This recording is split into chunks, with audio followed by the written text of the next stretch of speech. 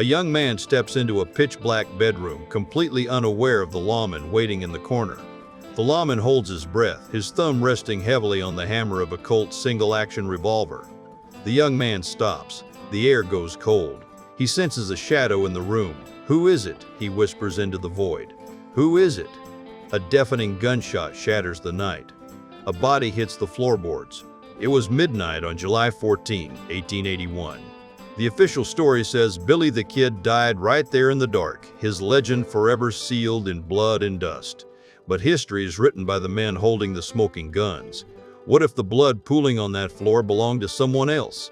What if the most famous killing in the American West was actually a desperate, meticulously planned cover-up by a lawman who couldn't afford to fail? Tonight on Historical Lore, we unearth the ghost of the American Badlands. Did Pat Garrett really kill Billy the Kid? Or did the ultimate outlaw pull off the greatest vanishing act in modern history?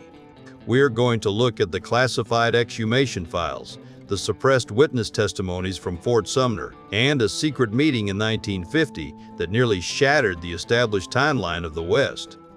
Before we step into the dark, a quick reminder that only a small percentage of people who watch my videos are actually subscribed. So if you end up enjoying this video and want to uncover more lost history, consider subscribing. It's free, and you can always change your mind.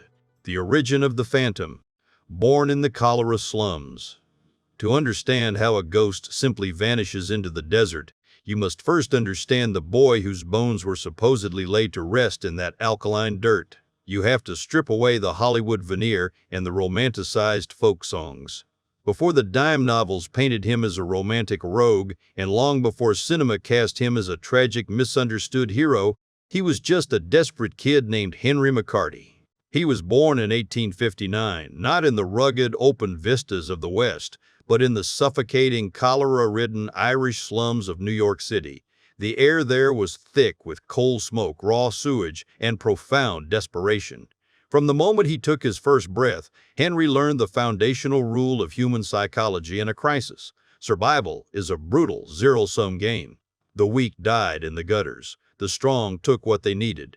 There was no charity in the slums. His mother, Catherine, was a fiercely independent woman, but she carried a biological death sentence deep in her lungs, tuberculosis. It was the white plague of the 19th century, slowly eating away at her respiratory system.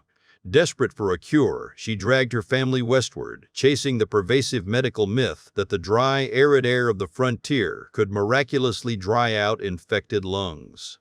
Henry traded the concrete jungle of the East for an even more merciless frontier. They bounced from Indiana to Kansas and finally to the brutal, unforgiving mining camps of New Mexico territory. But the promise of the dry air was a catastrophic lie.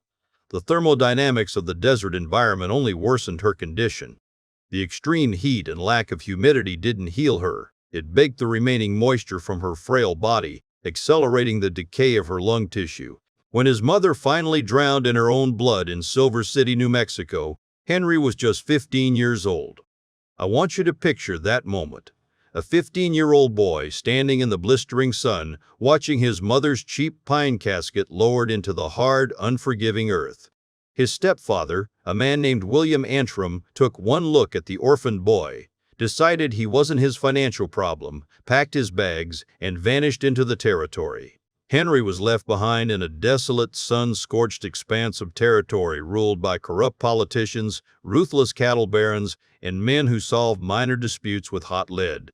He was utterly, terrifyingly alone. He was forced into a world of boarding houses, scraping by on grueling dishwashing wages, washing clothes for miners, and eventually resorting to petty theft just to keep his stomach from eating itself. This is where the very first seed of his legendary elusiveness was planted. His first arrest wasn't for murder. It wasn't for a daring bank robbery. It was for holding a bundle of stolen laundry for a local manipulative thief known as Sombrero Jack. The local sheriff, wanting to teach the scrawny boy a harsh lesson, threw him into the local jail, a suffocating windowless adobe room. But Henry possessed a bizarre, advanced cognitive discipline for a teenager. He didn't wait for a judge to determine his fate. He didn't cry in the corner. He immediately analyzed the geometry and structural weaknesses of the room. He wriggled his slight, malnourished frame up the rough interior of the jailhouse chimney, crawling through the choking soot and ash, violently squeezing through an opening no fully grown man could physically fit through, and vanished into the high desert night. He was not a physically imposing figure. Those who rode with him, and those who eventually hunted him with a badge, described a slight, slender youth, standing barely 5'8", weighing perhaps 140 pounds, soaking wet. He had prominent front teeth, a mop of unkempt, dirty blonde hair, and piercing blue eyes that were never, ever still. They were the eyes of a hunted animal, constantly scanning the horizon, assessing the structural exits of every room he entered, weighing every man's micro-expressions and body language as a potential lethal threat. Yet, he possessed a disarming, boyish charm that completely confused his enemies. He was meticulously polite to women, tipping his hat and speaking softly. He was remarkably fluent in the local Spanish dialects, absorbing the culture of the Mexican families who took pity on him when the white settlers shunned him. He was a beautiful dancer and fiercely, violently loyal to the few people he allowed himself to call friends. But beneath that smiling, polite facade lay a terrifying, almost inhuman capacity for violence. Fleeing into the treacherous expanse of Arizona territory, he worked as a ranch hand, a horse thief, and fell into the rough, dangerous crowd of camp followers. It was in the dusty, lawless camps of Arizona that the boy officially crossed the threshold and became a killer. A massive, bullying blacksmith named Wendy Cahill took deep, sadistic pleasure in physically tormenting the slender teenager. Cahill was a brute who threw his heavy weight around to mask his own deep-seated insecurities, a classic behavioral dominance display designed to humiliate the weak. One evening in a crowded, smoke-filled saloon in Camp Grant, Cahill pushed the psychological torture too far. He threw Henry violently to the ground, pinning his arms, slapping his face, and loudly mocking him in front of the roaring, drunken crowd. Henry didn't beg for mercy. He didn't scream for help. He operated with a chilling, cold-blooded pragmatism that would come to define his entire life. He managed to wrench his right arm free, drew a heavy revolver from his waist, and shot the massive blacksmith directly in the gut. The ballistic shockwave of the black powder round tore a massive, ragged hole through Cahill's intestines. The saloon went dead silent. The music stopped. Cahill collapsed, writhing in unimaginable agony on the blood-soaked sawdust floor. He died a slow, agonizing death the next day from severe sepsis. Henry McCarty knew he couldn't stay to argue self-defense. He stole a fast horse and rode hard back toward New Mexico, navigating by the stars. The terrified boy was gone forever. He rebranded himself to hide from the federal warrants, first as William H. Bonney and then simply as the Kid. But how does a charismatic teenage orphan on the run turn into the most feared, mythologized man in the United States? The answer lies in a war of greed so vicious, so utterly corrupt, that it eventually forced the President of the United States to personally intervene and declare martial law. Most people see a cold-blooded killer, others see a ghost who outran his own destiny. If you're starting to see the man behind the myth and you're riding with us all the way to the end of this trail, drop a comment below and type Billy the Ghost. Let's see who's still in the saddle.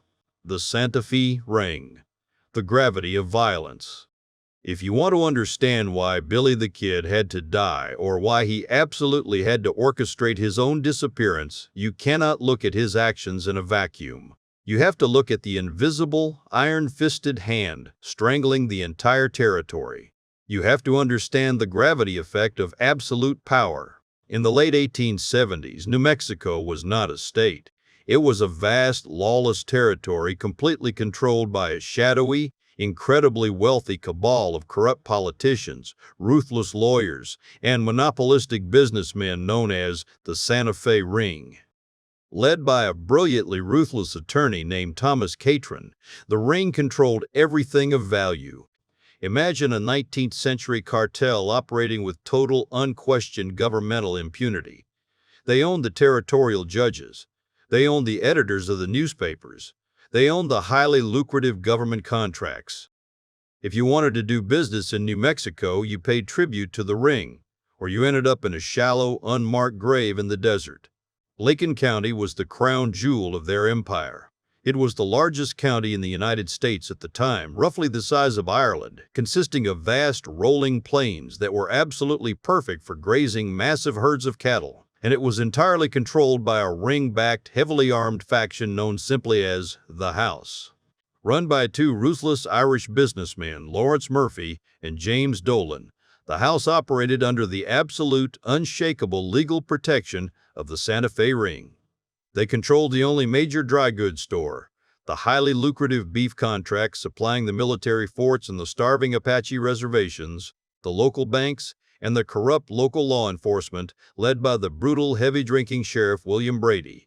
The House was legally untouchable. They charged extortionate, monopolistic prices to helpless, starving farmers for basic supplies. They outright stole thousands of head of cattle from independent ranchers to fulfill their massive government contracts, using Sheriff Brady's deputized thugs as their personal hit squad to silence anyone who complained. Then, a young, idealistic, and incredibly wealthy English rancher named John Tunstall arrived in Lincoln.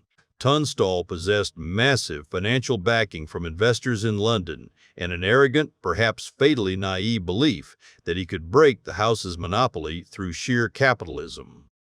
He opened a rival bank and a massive, well-stocked mercantile store right down the street from the House, offering fairer prices to the desperate locals and better loans to the struggling farmers. He was an existential financial threat to their absolute economic control. Tunstall knew he was walking into a war zone. He knew Murphy and Dolan would not let him operate peacefully, so he began hiring a group of young, hardened, transient ranch hands to act as his heavily armed protection detail. He needed men who could ride hard, shoot straight, and wouldn't flinch when the bullets started flying. Among them was the teenage William H. Bonney. For the first time in his transient, violent, terrifying life, Billy the Kid had a surrogate father. Tunstall treated the boy with profound respect.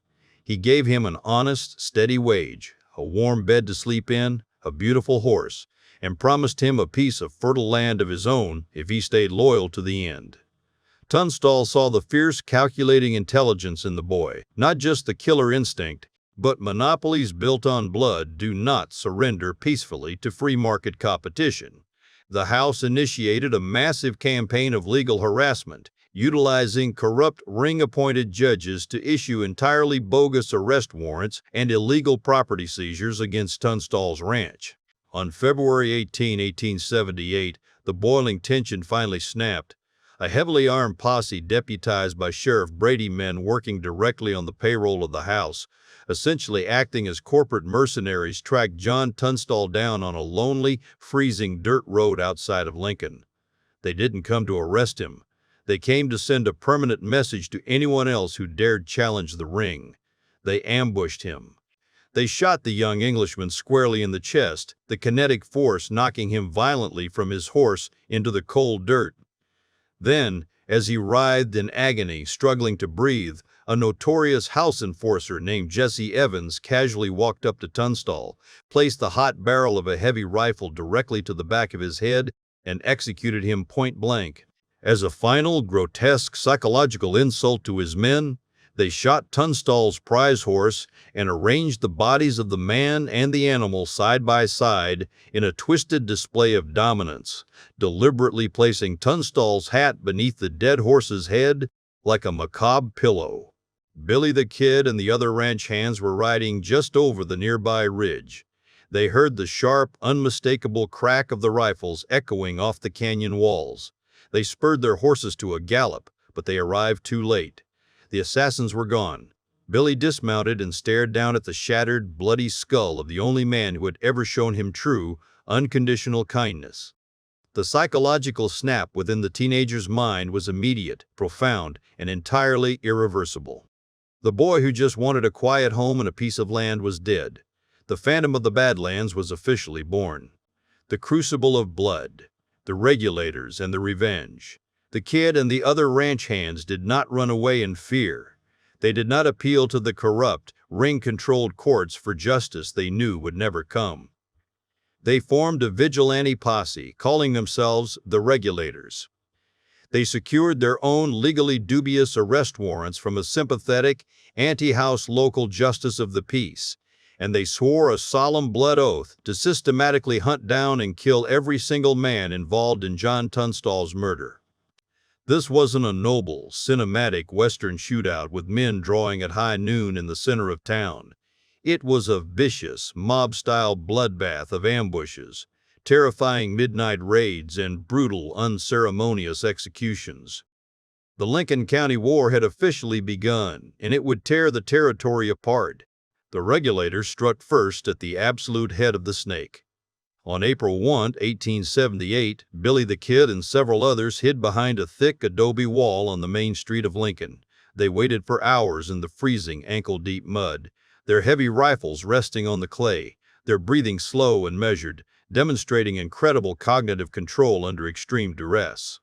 When corrupt Sheriff William Brady and his heavily armed deputies walked casually down the street, feeling utterly untouchable in the town they controlled, the regulators abruptly stood up. They unleashed a devastating, coordinated hail of rifle fire. Brady was ripped apart by multiple high-caliber bullets, falling face first into the dirt of the town he once terrorized, bleeding out in seconds.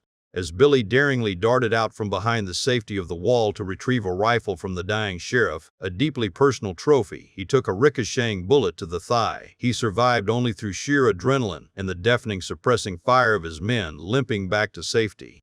The war escalated into a terrifying sequence of brutal, chaotic skirmishes across the territory. But the most terrifying display of the sheer, unadulterated violence defining this war happened at a remote location known as Blazer's Mill. The regulators tracked down a fiercely loyal house enforcer named Buckshot Roberts. Roberts was a hardened, grizzled veteran, a man who had survived countless Indian skirmishes and carried lead in his body from old wounds.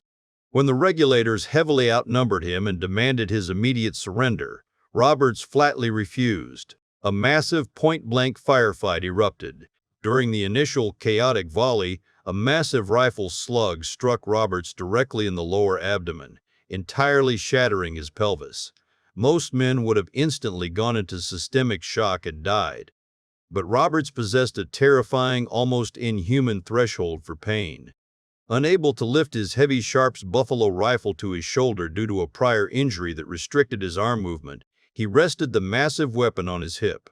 Dragging his shattered, bleeding lower half across the floorboards, he barricaded himself inside a small room on a blood-soaked mattress.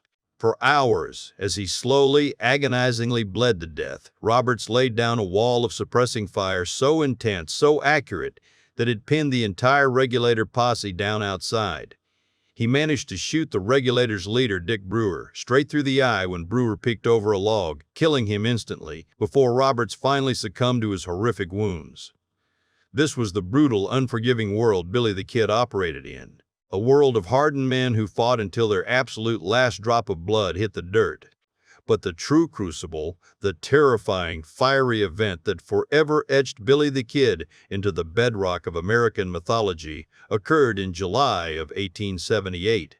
It is known to history as the 5-day Battle of Lincoln. The regulators, seeking refuge in a strong tactical stronghold, were surrounded inside the massive U-shaped adobe home of Alexander McSween, Tunstall's former business partner, and the remaining financial head of their faction. The house was heavily fortified. The windows were filled with thick sandbags and overturned heavy oak furniture. But the house faction had completely surrounded the town with dozens of hired gunmen, and far worse, they had called in massive political favors from the Santa Fe Ring. Corrupt elements of the United States Cavalry, led by Colonel Nathan Dudley, rolled into Lincoln with a Gatling gun and heavy mountain howitzers. Dudley claimed to be a neutral peacekeeper, but he deliberately positioned his heavy artillery directly aimed at the McSween house, effectively trapping the regulators inside and emboldening the house mercenaries. For 5 agonizing days, the two sides exchanged thousands of rounds of ammunition. The July heat in New Mexico was unbearable, baking the thick adobe walls. This is where the thermodynamics of survival become terrifying. Adobe acts as a thermal mass. It absorbs heat during the day and radiates it inward. The house essentially became a massive clay oven. The water inside the house ran out on the second day. The men were forced to drink dirty, stagnant, foul-smelling water from flower vases just to wet their cracked, bleeding throats. The smell of gun smoke, sweat, human waste, and sheer fear was suffocating. To break the crushing psychological tension, Billy the Kid reportedly sat down at the McSween family piano in the middle of the raging gunfight. While lead physically slammed into the adobe walls outside, raining dust down on his head, Billy played cheerful, upbeat saloon tunes, his hands dancing over the keys, loudly taunting the soldiers and mercenaries outside. It was a terrifying display of cognitive discipline and psychological warfare. He absolutely refused to let the fear break him, and his calmness infected his men. On the final day, under the oppressive summer sun, the House faction did the unthinkable.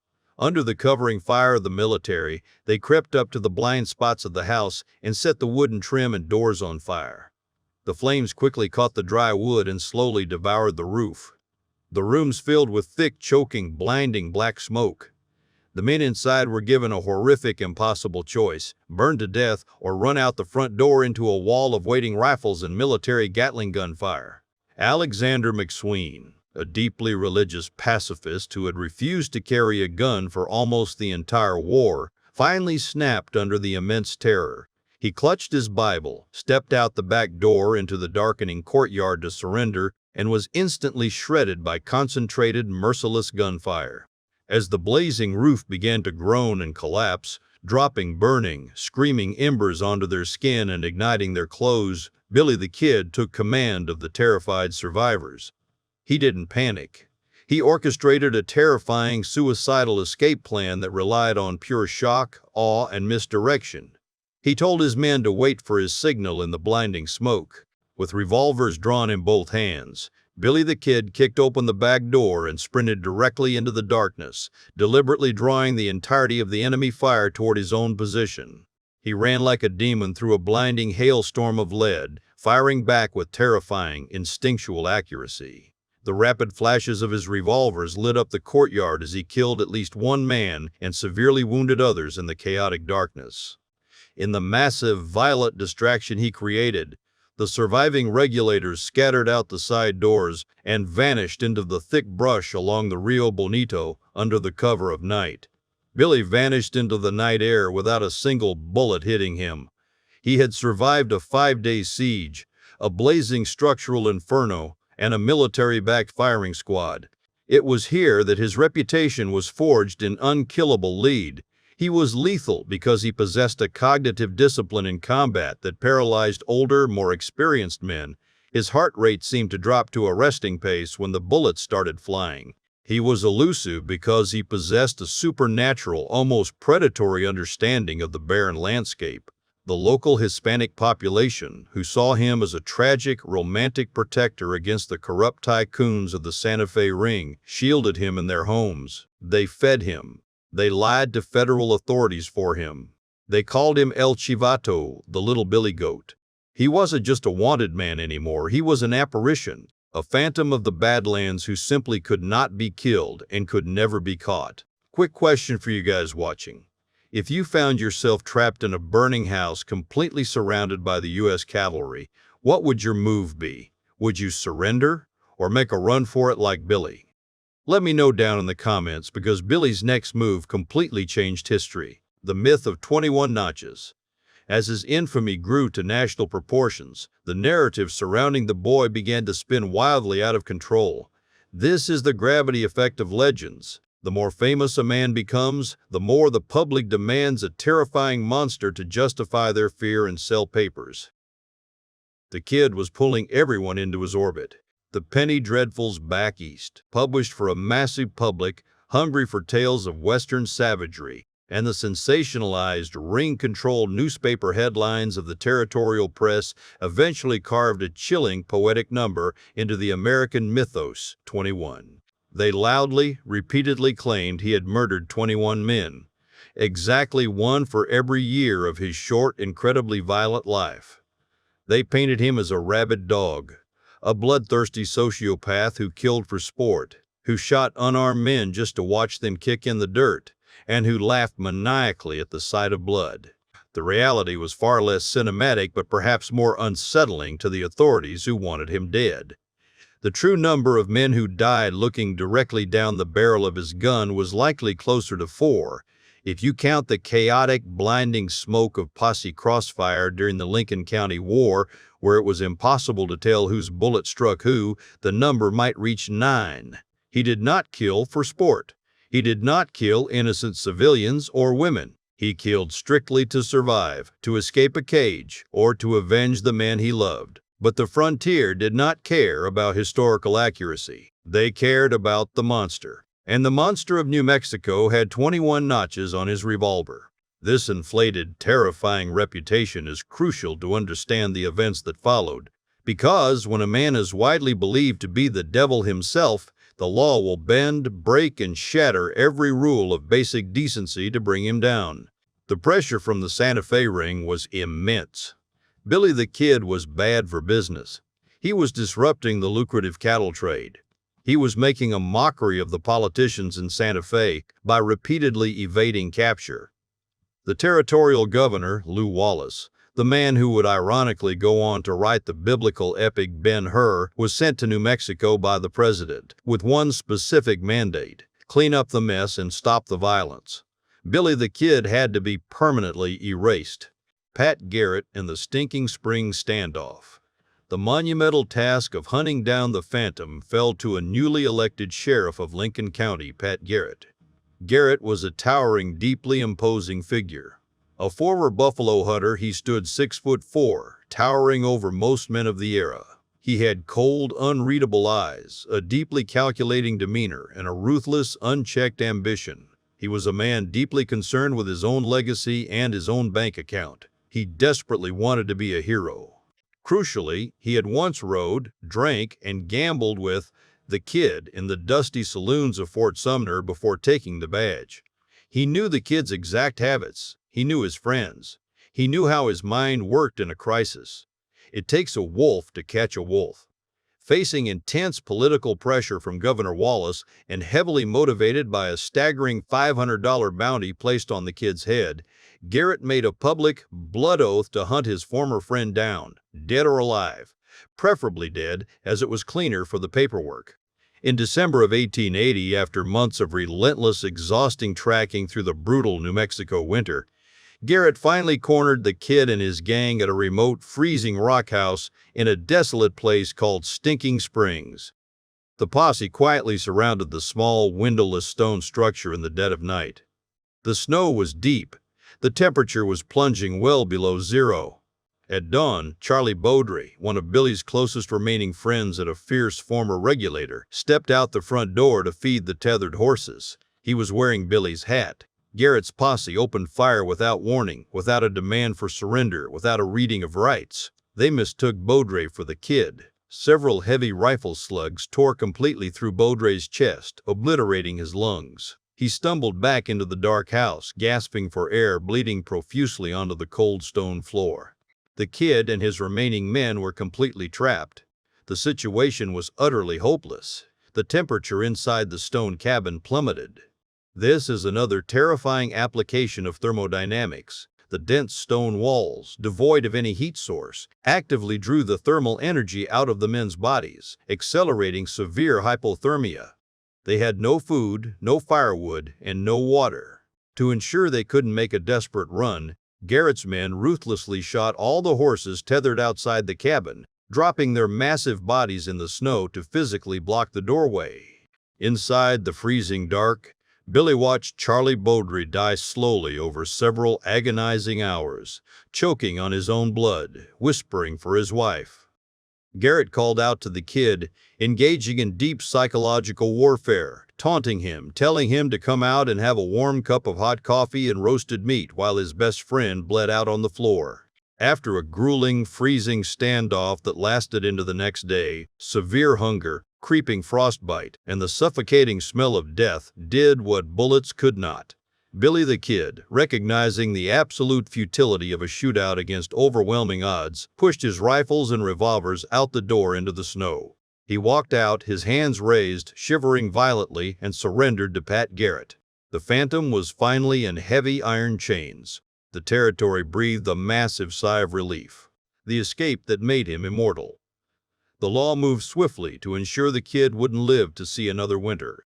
He was transported to Missoula for trial. The judge presiding over the case, Warren Bristol, was a known political ally of the House faction and a key corrupt player in the Santa Fe ring.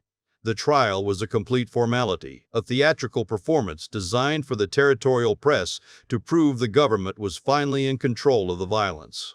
Out of the hundreds of men who fought, burned, and killed in the massive Lincoln County War, Billy the Kid was the only man ever convicted of a crime. He was convicted of the murder of Sheriff Brady. Judge Bristol stared down from the bench with utter contempt and delivered a chilling sentence. He ordered that the 21-year-old boy be taken back to Lincoln and on Friday, May 13th, be hung by the neck until he was dead. Legend says the kid smiled unblinking and whispered back, "You can go to hell, hell, hell." He was transported under heavy guard back to the Lincoln County Courthouse to await his execution. He was placed in a second-floor room. The authorities took absolutely no chances with the Phantom. He was heavily shackled hand and foot with custom-forged heavy iron cuffs that severely chafed his skin raw. He was chained directly to the heavy floorboards of the room and guarded day and night by two deputies who harbored a deep, visceral personal hatred for him, James Bell, and a cruel, towering bully named Bob Olinger. Olinger was a sadist of the highest order. He took a perverse daily pleasure in the psychological and physical torture of the shackled boy. He would sit across the room eating his hot meals while deliberately loading his heavy double-barreled shotgun with a handful of silver dimes rather than traditional buckshot, loudly claiming to the kid that the dimes would make a wider hole. He would rack the heavy hammers back with a loud metallic clack, point the cavernous barrels directly at the kid's chest, and promise him with a sneering laugh that if the boy so much as breathed too heavily, he would paint the wooden floorboards with his insides. Olinger deeply wanted an excuse to pull the trigger. He prayed for the kid to make a sudden move so he could claim he shot him in self-defense.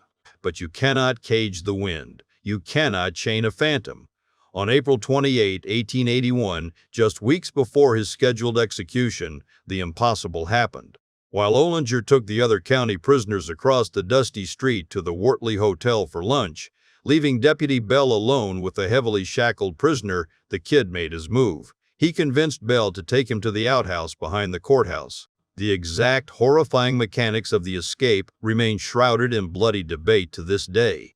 Some historians argue a sympathetic local, perhaps a Hispanic friend who worked at the courthouse, managed to hide a loaded revolver wrapped in newspaper in the outhouse behind the building, allowing the kid to retrieve it during his bathroom break.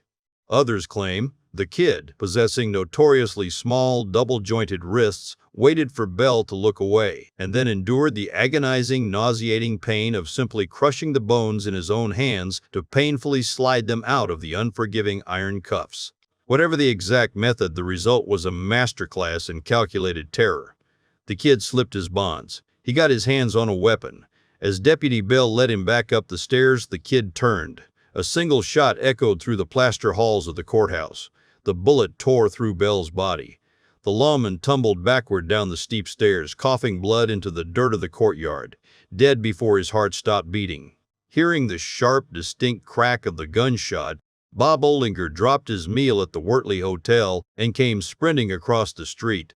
As he approached the courthouse courtyard, furious, drawing his pistol and ready to finally kill the boy, he heard a voice drifting down from the second-story balcony. It was a calm, almost cheerful voice cutting through the arid New Mexico air. "Hello, Bob." Olinger froze in his tracks. He looked up. Standing above him, bathed in the blinding midday sun, looking down like an avenging angel, was Billy the Kid. And the kid was holding Olinger's own double-barreled shotgun, the very gun Olinger had used to torment him for weeks. The kid didn't hesitate. He pulled both triggers simultaneously. The physics of a double-barreled shotgun blast from an elevated position are devastating. The blast of silver dimes nearly tore Olinger in half. The bully was dead before the thick black smoke even cleared the balcony railing. For the next hour, absolute, paralyzing fear gripped the town of Lincoln. No one dared move from their homes. People watched in terrified silence from behind drawn curtains. The kid didn't rush. He spent that hour casually forcing the terrified town blacksmith, under gunpoint, to strike off his heavy leg irons with an axe. He commanded a horse to be brought to him. He armed himself with rifles and revolvers from the armory. He mounted the animal, sang a quiet, haunting Spanish song as he rode slowly, deliberately out of town, and vanished back into the unforgiving wilderness. He had outsmarted the law. He had defied the hangman's noose. He had slaughtered his tormentors in broad daylight and proven to the world that no cage on earth could hold him. He was no longer a man. He was an immortal legend. Which brings us to the chilling question that mainstream historians desperately avoid. How does a man capable of this level of tactical brilliance, a man who just executed a flawless daylight escape and knows the entire country is looking for him, blindly walk into a clumsy ambush just 3 months later? Before we get into the autopsy files, the missing photograph, and the explosive DNA exhumation in 2005, hit that like button if you're enjoying the deep dive. It tells the YouTube algorithm to push this historical truth out to more people who need to hear it. The official story. A masterclass in anticlimax and incompetence. This brings us back to that suffocating, humid night in Fort Sumner. When you strip away the myth and look at the actual forensic timeline, the official story of Billy the Kid's death is a profound, almost insulting anticlimax that contradicts absolutely everything we know about how the outlaw operated. After the courthouse massacre, Sheriff Pat Garrett was publicly humiliated. He was a laughingstock in the territorial press. The governor was furious, demanding immediate results. Facing the absolute destruction of his career, his finances, and his reputation, Garrett tracked a whisper, a quiet rumor carried on the wind, that the kid had not fled to the safety of Old Mexico, but was hiding out among the Hispanic population in Fort Sumner. Fort Sumner was a place where the kid was deeply loved, fiercely protected, and hidden in plain sight. But there was another reason the kid lingered there. He was deeply in love with Paulita Maxwell, the beautiful teenage daughter of the town's most prominent wealthy family. Her older brother, Pete Maxwell, despised the kid and viewed the romance as a stain on his family's honor. This gave Pete a massive personal motive to betray his former friend to the law. On the night of July 14, 1881, Garrett and two heavily armed deputies, John Poe and Thomas McKinney, crept into the sleeping settlement. Garrett left his men hiding in the shadows of a porch and slipped silently into the bedroom of Pete Maxwell. Picture the claustrophobic terror of this scene. The bedroom is utterly devoid of light. It is a tomb. The heavy wooden shutters are closed tight against the night air. Garrett sits rigidly on the edge of Maxwell's bed, leaning over the terrified sleeping rancher.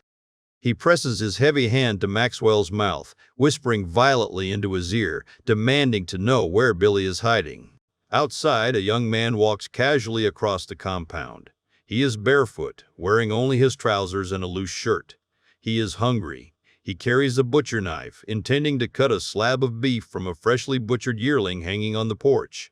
As he approaches, his survival instincts, the finely tuned instincts that kept him alive through a war and multiple manhunts, kick in. He catches the faint, breathing silhouettes of Garrett's deputies crouching in the gloom. Startled, he backs away from the unknown threat on the porch, retreating directly into Pete Maxwell's open bedroom door. He steps backward into the pitch-black room. He has absolutely no idea that the man hunting him is sitting mere feet away in the dark. "Who is it?" the young man asks into the darkness. His voice trembles slightly. Not with fear, but with the sudden adrenaline of the unknown. In the suffocating darkness, Pat Garrett recognizes the cadence of that voice. He knows that voice intimately from countless nights sharing bottles of whiskey around campfires. Garrett does not speak. He does not announce himself as an officer of the law. He does not demand surrender. Panicked, sweating, and operating on pure, raw instinct, Garrett raises his Colt revolver. He aims blindly at the shadowy silhouette near the doorway. He pulls the trigger. 2 deafening, concussive shots ring out in the enclosed space. A massive flash of burning black powder lights up the horrified face of Pete Maxwell for a fraction of a second. The first bullet strikes the figure squarely in the chest, just above the heart. A second shot goes wildly off target in the panic, embedding itself deep into the wooden headboard, inches from Maxwell's skull. Silence slams back into the room. It is absolute and terrifying. The thick metallic smell of sulfur, black powder, and fresh blood fills the air. Pat Garrett scrambles backward out of the room, terrified that he missed, terrified that the phantom is still alive and moving toward him in the dark with a butcher knife. But when they finally strike a match, light a trembling candle, and inch their way back into the bedroom, the bloody truth is revealed on the floorboards. Billy the Kid lies dead. The hunt is over. The aftermath. Burying the truth fast. But the machinery of history moves blindingly fast when the victors are the ones writing the script. Pay very close attention to what happens in the next 12 hours, because this is where the official narrative begins to show massive, undeniable fractures. By the time the sun bled over the horizon in Fort Sumner, illuminating the dusty streets, the narrative was already being cemented into unquestionable fact. There was no formal medical autopsy. There was no death photograph taken. I want to pause here again, because this is the detail that keeps modern investigators awake at night. This is a staggering, inexplicable anomaly. In the 1880s, taking photographs of dead outlaws was standard, mandatory practice. It was a morbid but entirely necessary way to prove to a terrified public and to the skeptical politicians paying the massive bounties that the monster was truly slain. Jesse James, the Dalton Gang, John Wesley Hardin, Bill Doolin, all of them were propped up on cooling boards, washed, dressed, and photographed in death by lawmen eager to claim their fame and their money. But not Billy the Kid, the most famous outlaw in America, a man with a 500 price tag on his head, a man who had already miraculously escaped death once, was granted no final portrait. We are expected to believe that Pat Garrett, a man utterly obsessed with his own fame, a man who would go on to write a book about the killing to make money, simply forgot to document his ultimate triumph. Instead, a hasty, completely unscientific coroner's jury was assembled from the terrified local townspeople in the early hours of the morning. They were presented with a bloody body in a dimly lit room. They signed a piece of paper, many of them completely illiterate, signing only with a drawn X, confirming that the dead man was indeed William H. Bonney. The body was quickly scrubbed of blood, dressed in oversized borrowed clothes, and thrown into a cheap wooden box. He was buried the very next day in the old Fort Sumner Military Cemetery, hastily placed alongside the rotting graves of his fallen Regulator comrades. Within days, telegraph wires across the country buzzed with the explosive news. Pat Garrett had slain the unkillable dragon. The newspapers printed the story without a single shred of journalistic skepticism. The territorial governor breathed a sigh of relief. The legend was dead, the reward was eventually paid out, and the official history was sealed beneath 6 feet of heavy New Mexico dirt. But the dirt couldn't muffle the whispers, the first cracks in the cover-up. Almost immediately after the dirt was thrown over the unmarked coffin, the official story began to violently fracture and splinter under the crushing weight of its own convenience. When you look closely at the historical record, specifically Pat Garrett's official published account, a sensationalized book titled The Authentic Life of Billy the Kid, written just months later with a ghostwriter to pay off his mounting debts, it reads less like a historical record and more like a desperate, meticulously crafted legal alibi. It is the frantic attempt of a man trying to piece together a coherent narrative after a horrific, unforgivable mistake. Let us deeply examine the physical setting of the killing, because the devil is entirely in the details. Pete Maxwell's bedroom was described by every single witness account as pitch black. This wasn't just dim, it was a stifling, absolute sensory deprivation. The heavy wooden shutters were pulled tight against the humid July night. There were no oil lamps lit. The moon outside was completely obscured by thick clouds. When the figure entered the room asking, "Who is it?"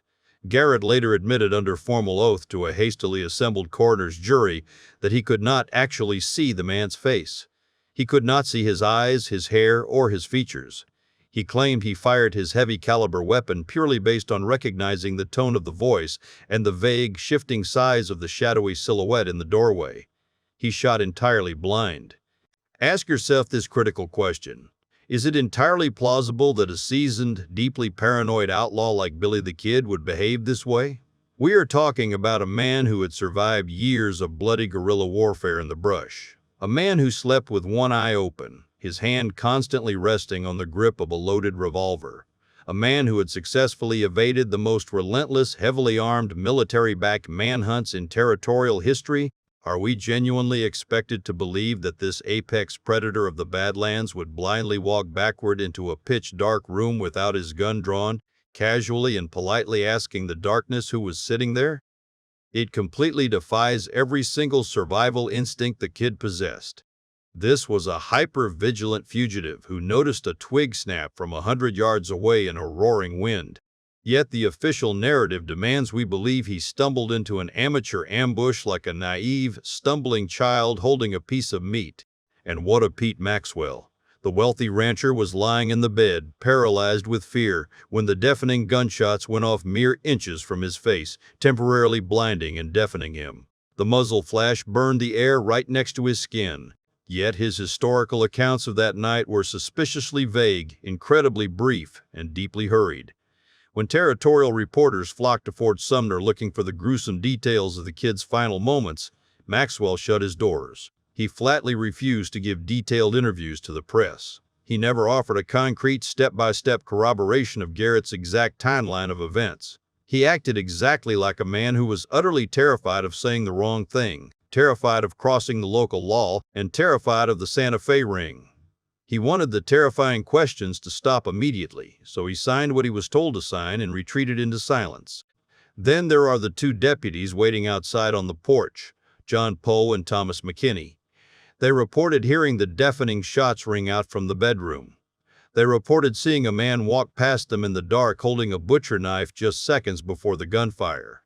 But crucially, neither John Poe nor Thomas McKinney had ever met Billy the Kid before that night. They had never laid eyes on his face in person. When the shooting stopped and Garrett burst out of the room claiming he had killed the kid, Deputy John Poe actually argued with him. Poe explicitly told Garrett that he must have made a mistake, that the man who walked past him on the porch was entirely too relaxed to be a hunted outlaw.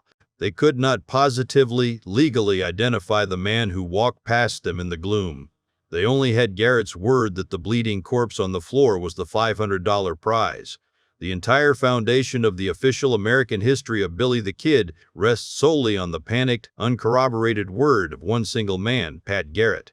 A man heavily in debt, a man whose political career and financial survival depended entirely on producing a dead body, who sat in the pitch dark, panicked under extreme pressure, and pulled the trigger on a shadow. The uncensored theory, a pact in the dark. When you peel back the romantic layers of the 1881 narrative and look at the raw mechanics of the event, a deeply unsettling, terrifying alternative begins to take shape in the dark. What if the man bleeding out, gasping his final breaths on Pete Maxwell's floor, was not Billy the Kid? Consider the wrong man theory. Fort Sumner was not a ghost town, it was a bustling, transient settlement. There were dozens of young drifter men moving through the area on any given night, looking for work on the cattle trails or running from the law.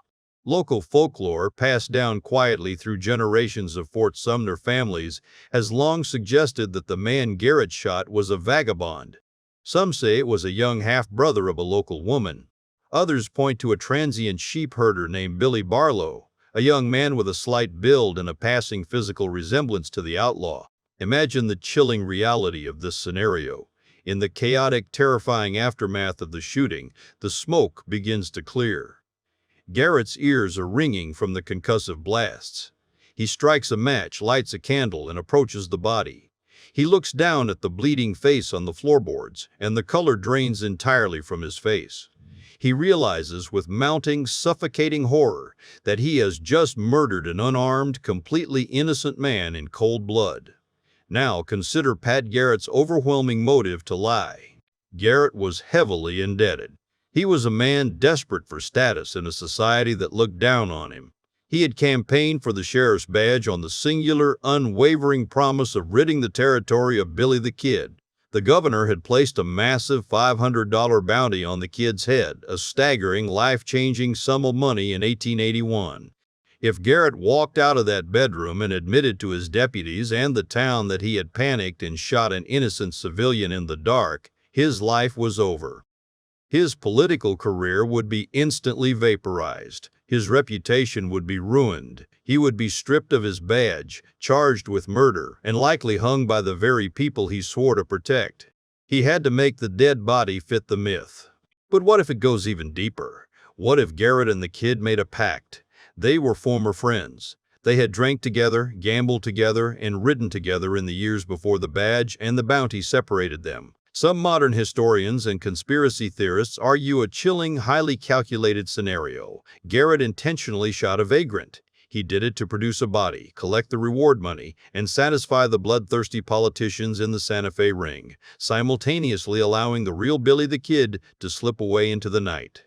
The agreement was brutally simple. The kid gets his life, Garrett gets the glory, the promotion, and the money, provided William H. Bonney stays dead and never, ever returns to New Mexico. A dead body in the dark. A quick, unphotographed, rushed burial before decomposition makes identification impossible. A coroner's jury filled with intimidated locals who know better than to cross the sheriff. A massive financial reward. It is the perfect, impenetrable cover-up. What do you guys think? Did Pat Garrett shoot the wrong man and cover it up for the $500 reward to pay his debts? Or did the kid really walk blindly into that dark room? Let's debate it in the comments below. Brushy Bill Roberts, the ghost in the machine. For nearly 70 long years, the rumors of the kid's survival were relegated to campfire ghost stories whispered by old men in the desert. The world moved on. The frontier closed. The automobile replaced the horse. The Wild West became a sanitized theme park for Hollywood movies. Until 1950, in the small, dusty, sun-baked town of Hico, Texas, an old man stepped out of the shadows of obscurity and into the glaring light of the 20th century. His name was Ollie L. Roberts, known to everyone in the county simply as Brushy Bill. He was in his late 80s or early 90s, his face lined and deeply weathered like cracked leather. But his eyes still carried a fierce, defiant, terrifying spark. Brushy Bill confessed an earth-shattering secret to a young, ambitious investigator and lawyer named William Morrison. He claimed his entire life was a massive fabrication. He claimed he was not Ollie Roberts. He looked Morrison dead in the eye and claimed he was William H. Bonney. He claimed he was Billy the Kid. According to Brushy Bill's gripping, hyper-detailed narrative, Garrett had indeed panicked and shot the wrong man that night in Fort Sumner, a man he explicitly identified as his friend, Billy Barlow. Brushy claimed he had been hiding just outside the perimeter of the Maxwell house, witnessed the horrific commotion, heard the fatal gunshots, and realized his window of opportunity. With Garrett proudly claiming to the world that he was dead, he quietly slipped away into the absolute safety of Old Mexico. From there, he lived a long, extraordinarily violent life under various aliases. He claimed to have ridden with the revolutionary Pancho Villa in Mexico, worked as a Pinkerton agent hunting outlaws he used to ride with, and even hid in plain sight, performing in Wild West shows under the nose of the authorities. But why come forward now? Why, in the extreme twilight of his life, would he risk exposure, arrest, and the hangman's noose? Brushy Bill claimed he felt the cold breath of death on his neck. He wanted the one thing he was explicitly promised back in 1879 by the territorial governor Lew Wallace, a full, unconditional pardon for his crimes during the Lincoln County War. He did not want money. He did not want a book deal. He did not want fame. He wanted to die a free man with his real name cleared by the state. The scars and the memory. It is incredibly easy to dismiss an old man seeking attention in his final years. History is full of desperate charlatans claiming to be Jesse James, Butch Cassidy, or the lost Romanoff children.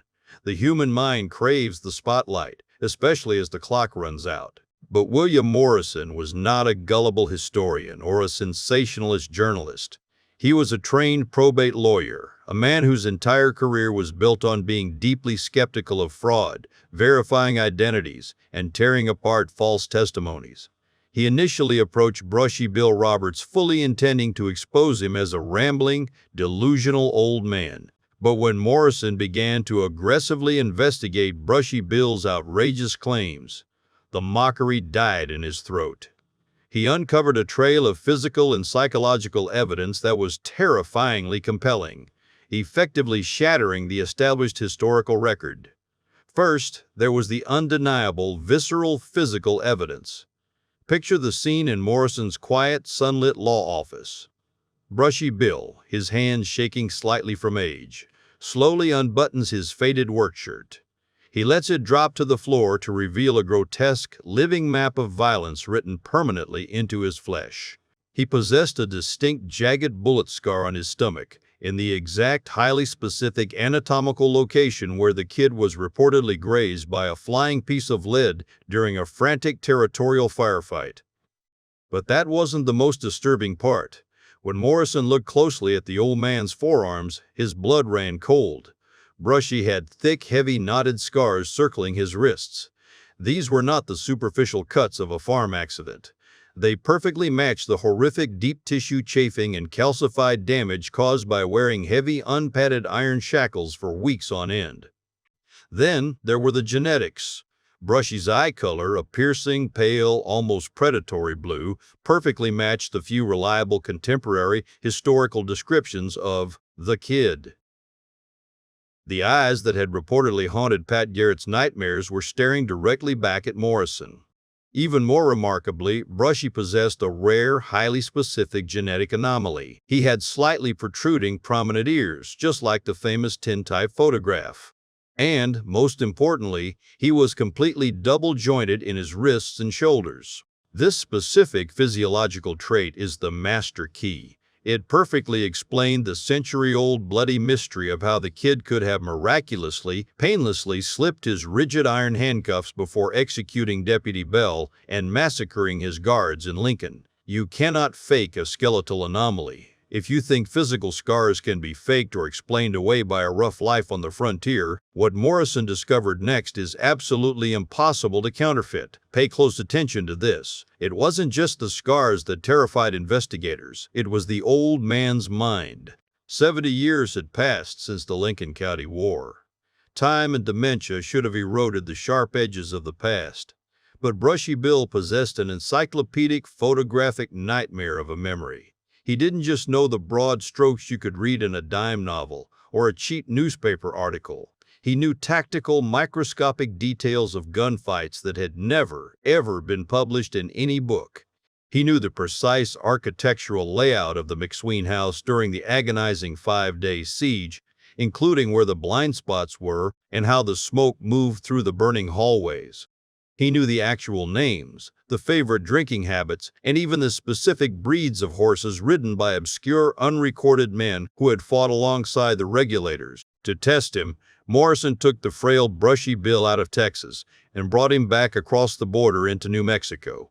He secretly arranged unannounced meetings with surviving members of the Hispanic families who had loyally sheltered, fed, and hidden the kid in the 1880s. People like Severo Gallegos and Marta Label, who had known the boy intimately. It was a moment of profound, earth-shattering shock. Morrison watched in disbelief as these elderly men and women approached the old man. They didn't just recognize his face, they tested him. And Brushy responded perfectly.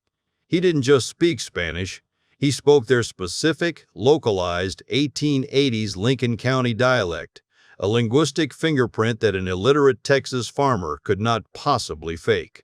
Upon looking deep into the old man's pale eyes, observing his highly specific mannerisms, and hearing the cadence of his voice, the skepticism vanished. Many of these hardened pioneers literally fell to their knees in the New Mexico dirt and openly wept. They grabbed his hands. They swore before God and everyone present that El Chivato, their beloved kid, had finally returned from the dead. The governor's ambush.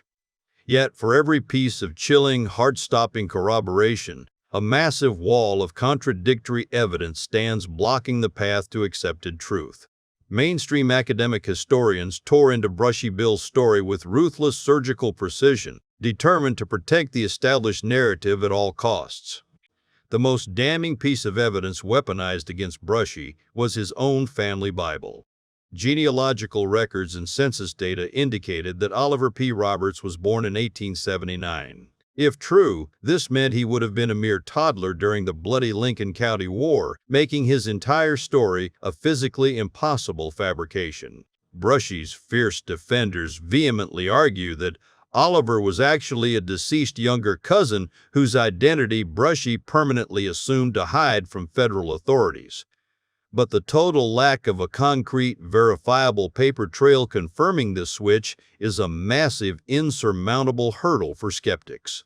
Furthermore, historians aggressively point to the issue of literacy. Billy the Kid was known to have surprisingly beautiful, flowing penmanship. Several articulate, well-written letters he sent to Governor Lew Wallace still survive in archives today. Brushy Bill Roberts, by every available account, was largely illiterate, barely able to scratch out his own name on a piece of paper. Could a man completely forget how to read and write over 70 years of rough, violent living on the border? Trauma and age can erode the mind, but it is a profoundly difficult pill for academics to swallow. The final tragic nail in the coffin of Brushy's official claim came in late 1950. Morrison arranged a highly publicized, high-stakes meeting with Thomas Mabry, the current governor of New Mexico, hoping to finally secure the long-awaited pardon. But the meeting was a brutal political ambush. Mabry had secretly invited hostile historians, angry descendants of Pat Garrett, and a swarm of aggressive press.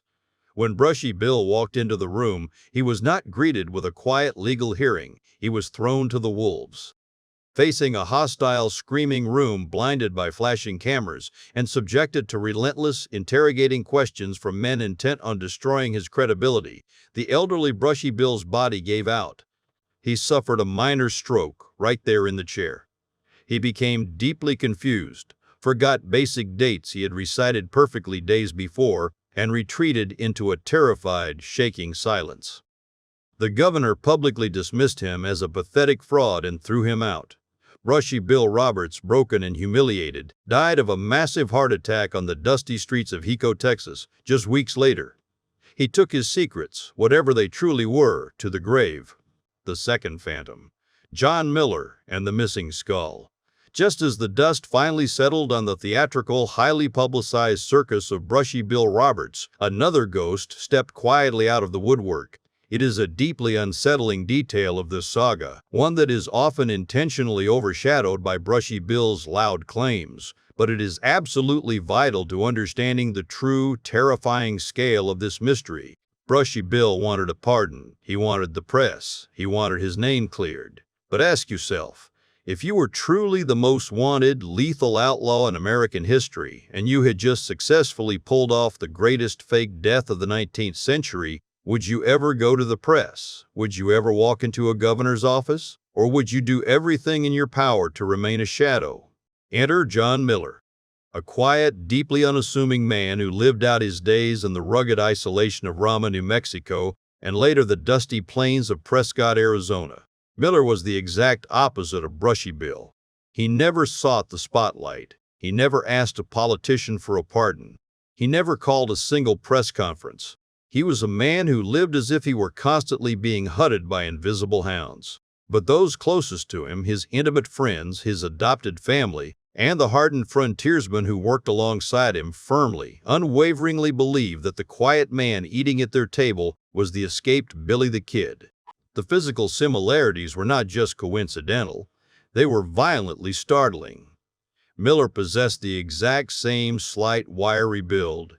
He had the same prominent, slightly bucked front teeth that defined the Kid's famous tintype photograph. He had the exact same pale, predatory blue eyes that never seemed to stop scanning a room. He married a Mexican woman named Isadora Saavedra. To the casual observer, this might mean nothing.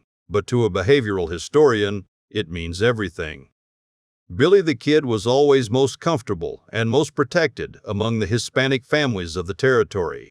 They were the ones who hid him. They were the ones who loved him.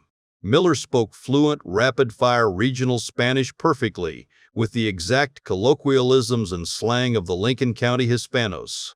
But it was what was hidden beneath his heavy wool shirts that truly terrified those who accidentally saw it.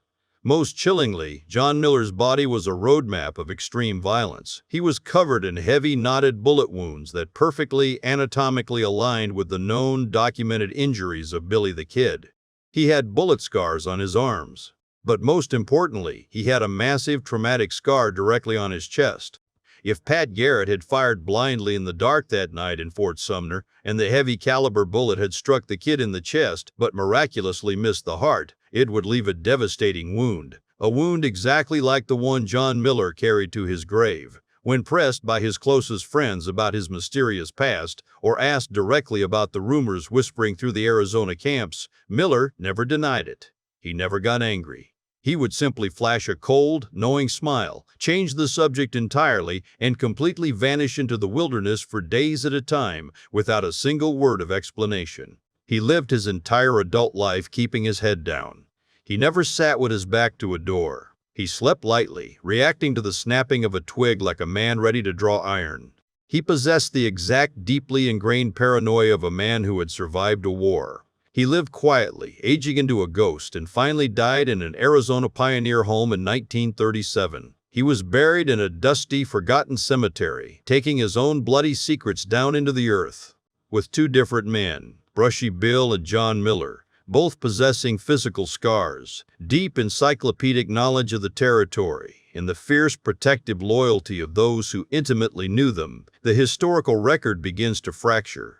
It stops looking like a concrete timeline and starts looking more like a series of desperate, educated guesses constructed by men who needed to close a case. If Pat Garrett lied, who was the man bleeding out on Pete Maxwell's floor? And who was the man buried in Arizona? This terrifying contradiction brings us to the most explosive, highly suppressed development in the 21st century. The moment science finally tried to rip the mask off the phantom, and the Earth itself fought back. The DNA mystery.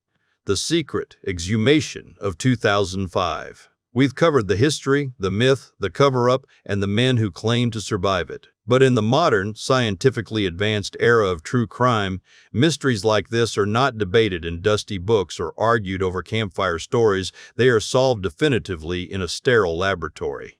A single strand of DNA, a microscopic fragment of bone, is all it takes to shatter a century of myth and expose the absolute truth. So the burning, undeniable question remains, why haven't we simply tested the body buried in Fort Sumner?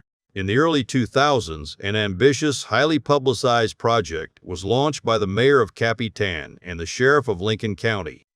They formally petitioned the courts to exhume the body of Billy the Kid and compare his genetic material to the DNA extracted from bloodstains found on a carpenter's workbench where his mother, Catherine Antrim, was buried in Silver City. It seemed like the final curtain was about to fall on the mystery, but the earth itself seems violently determined to protect the ghost of the kid.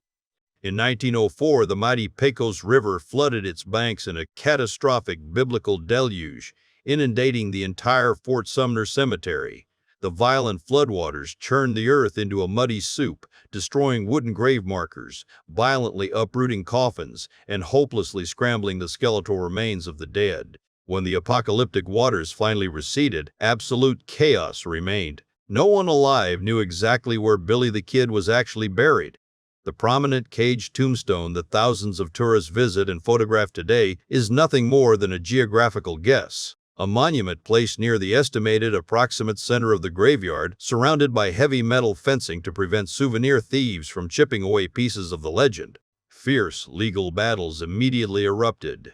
Descendants of other people buried in the Fort Sumner Cemetery filed massive lawsuits to halt the exhumation, arguing passionately that digging up the dirt would be a horrific desecration of what was essentially now a mass jumbled grave.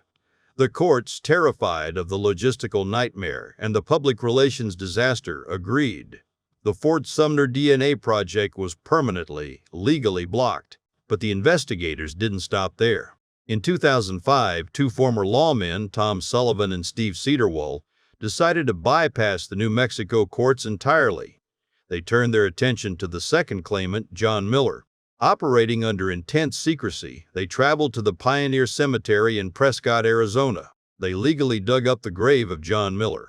When they opened the casket, they made a chilling discovery.